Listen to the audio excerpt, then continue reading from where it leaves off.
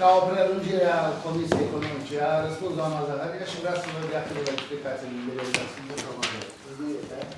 Da. Tura viitoare. Mai stresat. Dar nu, vorbim și chiar dacă era, chiar am căutat mutare între capitole, limita de... Doamna Zaharia, vorbiți puțin de lucruri pe care ești. Nu cu mine, cu toți consilierii. Consiliul local. Cu mine. Bună ziua, spuneți, vă rog, ce nelămuriri aveți. Da, vă rog să adresați întrebări nelămuriri pe care le aveți, doamnei Zaharia, vă rog. De ce sumele pentru Muguraș și Rosnoven sunt prinse la capitolul învățământ? Spuneți-i dumneavoastră. De ce sumele pentru, vă rog, doamna... De ce sumele pentru Muguraș întreabă sau ce? Deci, sumele pentru Muguraș și Rosnoven sunt prinși la capitolul învățământ. Păi da, pentru că Muguraș și Rosnoven dintotdeauna i-am plătit sau sponsorizat din capitolul 6550, care este sub capitolul primăriei Roznov. Nu este capitolul de învățământ al școlii, ci cel care Nu, aparține așa mi s-a primăriei. spus că de la capitolul învățământ. Da, de la capitolul învățământ dintotdeauna acolo au fost plătiți Muguraș. Nu sunt bani instituție, nu sunt bani liceului. S-a mai procedat așa? Da, totdeauna i-am Un moment, când s-a dat nu era ONG. asociații și fundații. Mugurașii au asociații. Nu au Și fost. noi plătim pe asociații de 59-11, care înseamnă asociații și fundații. Și este legal, așa cum ați prevăzut dumneavoastră. Poftim? Este legal așa cum ați prevăzut dumneavoastră. Corect, Cum ați așa făcut este și legal, așa în i-am dățile plătit. trecute. De fiecare dată așa i-am plătit și au fost corect și la Curtea de Conturi au verificat și este corect așa, pe 59-11, asociații și fundații, capitolul învățământ. Deci nu este ONG, este asociație. Da, este o asociație, dumnealor le vin în bani asociații și dânsii și achită factura la transport. Cum nu-i ONG? Păi nu e ONG, e asociație. E asociație, Da, și pe 59-11, asociații și Da, dar fundații. nu-i... Pentru Dar mine, face parte, deci... Da, nu vorba de un șef serviciu care își asumă ce vorbește Da, și bineînțeles. acolo, domnul. Adică nu mai dau cu părerea chiar Mulțumim toți tare așa. mult. Mulțumim, mulțumim, am înțeles. Dați-vă cu vot. Spuneți că nu vrea să treacă bugetul și cu asta e clar, nu mai găsit. V-ați spus, doamna Andreea, că în ședința relată veți găsi o virgulă care nu e la loc cu ei. Ce vorbim aici? Da, trebuie să... Doamnă... Eu zic să o Nu, domnule, dar simt că nu Domnul vreți să veniți să treacă. Asta e toată istoria. Haideți să Eu zic să propunem la Așa cum vot. ați înscris și fata aia la concursul pentru asistentă medicală. Nu s-a ridicat la înălțimea lui Bașilor Cui. Dar ne puteți explica despre ce Am să vă explic în plen imediat. Ce joc de culise a fost și acolo. Păi cine au fost acolo? Păi spune. Adresați nouă, că spuneți că așa ați zis, am făcut parte vreo unul din N-am făcut. Sau Nu se vrea doamna la școala asta să facă. profesorul că nu și-au luat descolarizarea și-au luat participul la un concurs pentru ocuparea unui... Dar face ce știți să nu vă cer nimic absolut pentru mine. Haideți să începem ședința, gata. Domnul președinte, avem vorum. Declar ședința deschisă. Nu confundați Liniște, vă rog, politici cu interesul copiilor de roză. Domnul Stroian, domnul Stroian, Nu ne-au obligat, nu știu bici. Dar nu vă oblig. domnul Stroian, domnul Stănescu, vă rog frumos. Situația de drept și de fapt. Discriminați pe toți. Asta v-am Nu mai explicat parte eu. din comisia de angajare a... Domnul Stănescu, vă rog frumos. Putem începe Domnule ședința. președinte, vă rog. Înainte de a deschide ședința, o să vă rog să-mi dați cuvântul. Da, vă rog. Potrivit articolul 140 alineatul 3 din Codul Administrativ, prezent vă aduc la cunoștință faptul că nu am contrasemnat HCL 42 din 28/6/2022 privind aprobarea modificării organigrame și a statului de funcție la aparate de specialitate a primarului și HCL 51 din 28/6/2022 privind aprobarea încheierii contractelor de concesiune a spațiului cu destinație în cabinete medicale.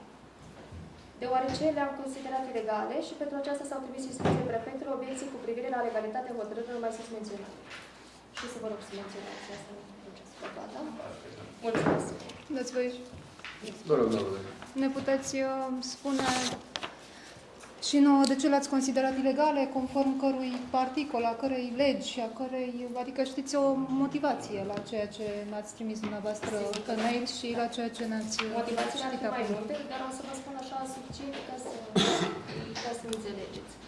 Primul HCL 42 pe aprobarea organigramei și a statului de funcții este exclusiv atributul primarului să se pronunțe pe modificări de organigramă și stat de funcții. Și la a doua hotărâre s-a modificat în tot proiectul actului administrativ prin depunerea amendamentului de către dumneavoastră. Și Adică, la celălalt. titlul proiectului de hotărâre sună în felul următor. Privind aprobarea încheierii contractelor de concesiune. Avem tot preambulul pentru încheierii contracte, pentru încheierii contracte de concesiune și la partea dispozitivă sună în felul următor. Se aprobă darea în folosință. Și atunci, normal că s-a schimbat în tot proiectul actului administrativ și nu are cum să fie ilegal. Deci, pornind de la asta, Aveți nu mai cum puteam continua să fac și alte verificări, pentru că nu putea să stea în picioare actul administrativ în forma în care era după aprobarea amendamentului depus de dumneavoastră. Așteptăm și răspunsul de la Sigur că da. prefectură. Sigur, ei se vor pronunța. Și eu mulțumesc. Da, deci supunem Dar procesul citirea verbal. ordinii, da, procesele verbale din ședințele anterioare. Supunem la vot procesul verbal al ședinței extraordinare a Consiliului Local Rozul, data de 28/6/2022. Cine este pentru? Împotrivă? Abțineri? Dăm Și procesul verbal din 26/5. procesul verbal din 26/5.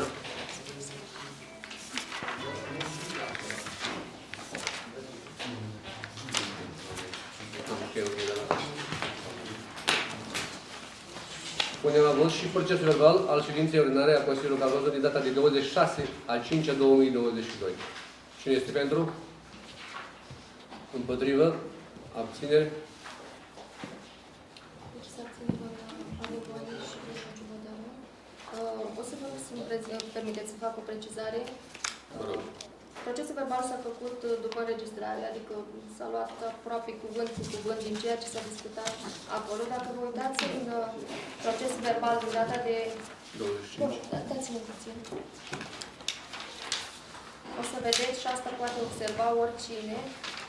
Domnul președinte de ședință Bran declară ședința închisă, după care dumneavoastră mai susțineți alte puncte, solicitați documente, ați văzut că am prins în proces verbal, da? Deci am prins în proces verbal ceea ce s-a discutat după încheierea ședinței și cu toate astea dumneavoastră tot nu sunteți. N-am votat împotrivă, m-am abținut. Am dreptul să mă abțin? Aveți dreptul, dar eu nu spun. Până acum ați motivat faptul că nu sunt prinse toate justificările dumneavoastră în procesul Vreți să verbal. mă justific din nou de ce am votat astfel? Acum am prins mai mult decât trebuie în condițiile în care Foarte oamenii bine, deci se au poate. fost întrebări, interpelări, discuții și cu toate astea au fost multe discuții, le-am prins pe toate în proiectul, în procesul verbal. Ați solicitat documente după închiderea ședinței, am trecut și lucrul acesta și cu toate astea... Și am primit documentele? De acord. Eu zic că le-ați primit. Nu le-am primit pe toate. Mai uitați-vă o dată pe WhatsApp și o să vedeți că le-ați Nu pe primit. WhatsApp, pe mail. Deci noi vă Mi-ați punem la trimis doar un dispoziție răspuns, toate atât. documentele în condiții de lege. Absolut toate documentele în condiții de lege. Mulțumesc. Da, să citire votul de zi. Dăm citire ordinii de zi al ședinței ordinare a Consiliului Local al orașului Rozul din data de marți 26/7/2022. Proiect de hotărâre numărul 1.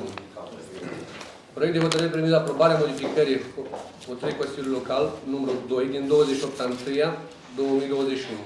Inițiator primar Vasile Pavel, președinte secretar general Alina Gianostoian. Punctul 2. Proiect de hotărâre privind rectificarea bugetului de venituri și cheltuieli al orașului Roznu pe anul 2022. Inițiator primar Vasile Pavel și președinte doamna secretar general. Punctul numărul 3. Proiect de hotărâre privind aprobarea acordării unui ajutor financiar Asociației Muguraș și Roznoveni. Inițiator primar Vasile Pavel, secretar general Alina Gianostoian. Spuneți spre aprobare moțiunii. Supunem spre aprobare ordinea de zi. Cine este pentru? Împotrivă? Abțineri. Dacă vă aflați în conflict de interese vis-a-vis de punctele care sunt pe ordinea de zi, vă rugăm să anunțați și să ne deliberați. La punctul 2 n-am să vedem. Da. Punctul numărul 1. Proiect de hotărâre privind aprobarea modificării HCR numărul 2 din 28/1/2021. Inițiator primar Vasilu. Cine este pentru?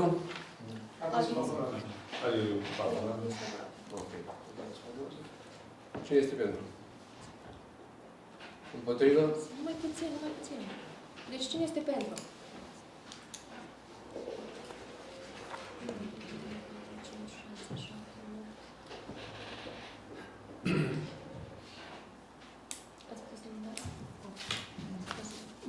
Împotrivă? Ați putut să notați ce e pentru?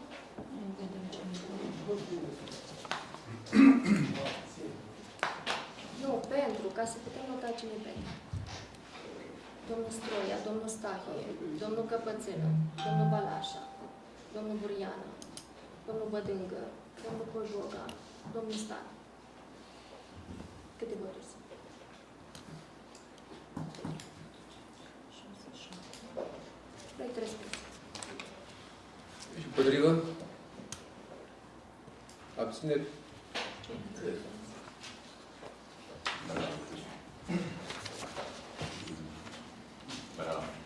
Punctul numărul 2. Proiect de hotărâre privind rectificarea bugetului de venituri și cheltuieli al orașului Roznov pe anul 2022. Cine este pentru?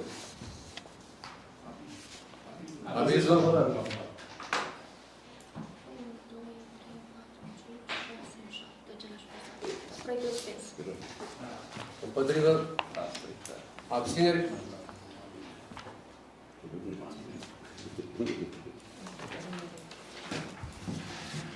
Punctul numărul 3. Proiect de hotărâre privind aprobarea acordării unui ajutor financiar Asociației Mugurat și Răzdoveni. Avizul?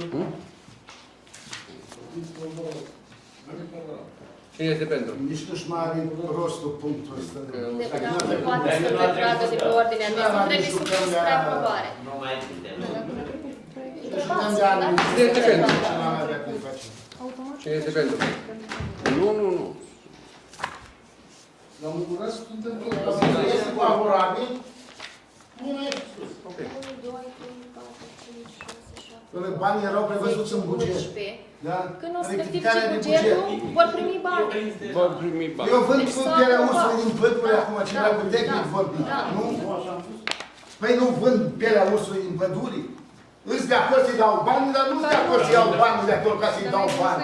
E motiv în jurul păsii ce le-am face Da, aici. acolo e clar și de. Mulțumim frumos, a fost o Deci am ședință avut un extraordinară. domnul Stan, domnul Ciubotanu, față de celelalte proiecte. Și au ieșit 11 pentru.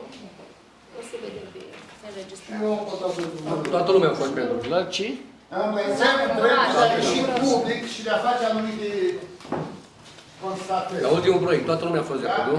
Da. Ședința închisă. Da. Și proiectul 2? Declar ședința închisă. Bună ziua! Ia.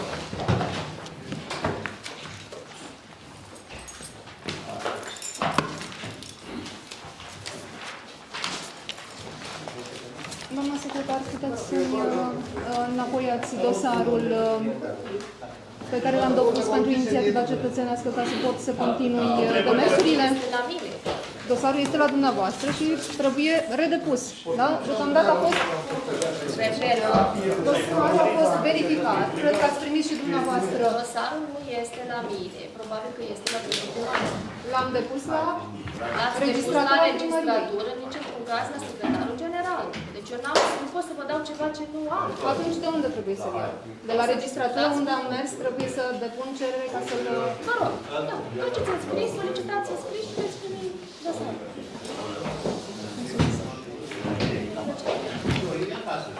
Vreau să consemnați pe data viitoare, să aduceți aprobarea de Consiliu. Păi ce să mai consemneze dacă trebuie să declarați cum s-a închisă? În anumite cazuri mai Ați eliminat 3 legi de pietoni, se întâmplă accidente, fără acordul Consiliului Local, doamnă. Asta e interes public, nu interesul O meu. să discutați la următoarea ședință, o să O următoare ce după ce moare lumea, înțelegeți? Păi ce moare lumea? Dar de ce n-ați spus în cadrul ședinței? Păi dar câți vă spun? V-ați ridicat imediat, vă grăbiți, dacă nu o trecut și repede vă grăbiți. Bun, cine declară ședința închisă? Cine poate, cine are? V-ați grăbit imediat, trebuie să grăbiți oameni. Președintele de ședință, nu? Poate să facă lucrul ăsta când consideră dumnealui? Domnul Hodor, data viitoare. S-a declarat Dar nu ședința ne-ați întrebat, aici e problema. închisă. Vedeți că mâine nu este apă, că s-au Până anunțat. data așa. viitoare, anunțați și dumneavoastră populația că de mâine nu este apă în Roznov. Da, ne-au anunțat acum că de mâine să vă strângeți în bidoane. Nu mai bine bine. Dar nu-i normal. Ca să dar eu o pun la ușie, ca să spun exact cum aș spune. Serios, adică eu sunt porcat.